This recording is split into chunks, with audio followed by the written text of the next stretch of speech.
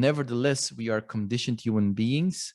We've been working in these hierarchical structures for 3,000 years. So I can imagine when you start scaling your business, it's unavoidable that you sometimes go a little bit too far in structure, and then you have to go back. And this is also a question that many of our clients have, like, how do we scale this? Can you share some experiences on that? Yes, I have a lot of thoughts sort of rising up as you say this. I think the key thing is to be an agile company, a company that is used to change, Mm-hmm. company that's used to experiment, it's used to build and break. Because if you are an agile company, you can go too far into structure and come back. You can try all kinds of things. If you are not an agile company, the design that you have is the design that you have, or you change it very incrementally. So absolutely, so what we did take inspiration also from the agile manifesto in software. In software has an agile manifesto, which has some 4 principles like people and interactions are more important than processes. So that's for interesting principles.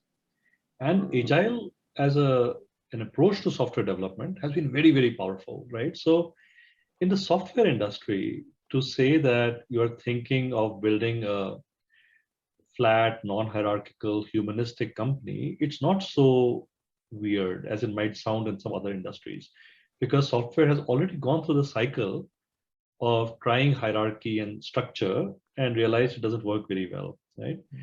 So some folks got together some 20 years ago and came up with this Agile Manifesto. So what we did was we created our organizational design manifesto. And we said, these are the 4 principles by which we would evaluate every aspect of org design. So for example, I won't remember them all off the top of my head, but for example, that we would prioritize collaboration over competition, right? You can also do well with competition, but you can also say, you know what, let's not have individual targets, let's have group targets, right? And Yes. it's a totally different culture, right? So we had these 4 points, and maybe I can send you the full list later. But Please do that later. Yeah. I'll do that. But that became our internal sort of design, right?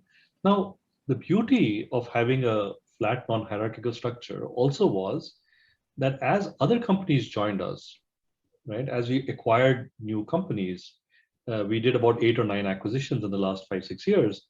It was much easier to plug the entrepreneurs into this structure, because no entrepreneur who has built a company by himself or herself for 20 years wants to fit in as part of an org structure, right?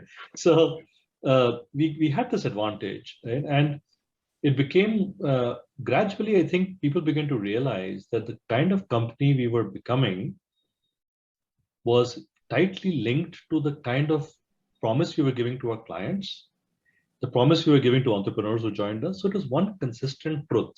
Yeah, you can't have a fractured truth. Yeah. So if that's exactly who you are and who you want to be and who you're promising to clients, promising to colleagues who may join you, employees, promising to M&A targets, then that's consistent. And that became very powerful.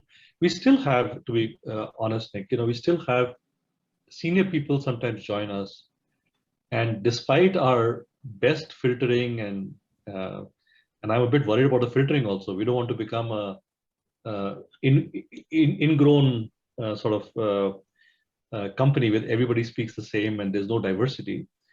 But we do need to filter for senior people, especially because they're very difficult to change. And they're maybe not as open-minded, as we used to be when we were young, right? But we do find senior people sometimes come and join us, and they may find it very difficult to adjust to this new culture. They may find it very difficult to know what is to be done because they don't have anyone telling them what to do.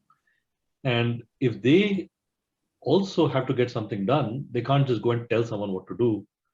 So it's a culture of persuasion. It's a culture of discussion, persuasion, and they sometimes struggle with it. So it is definitely a challenge, Nick. I think you have to be, treat the company like a living organism, like a pet, right?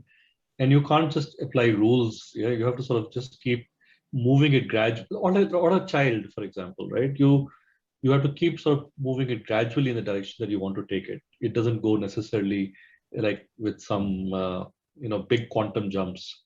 It's more of a process, gradual process.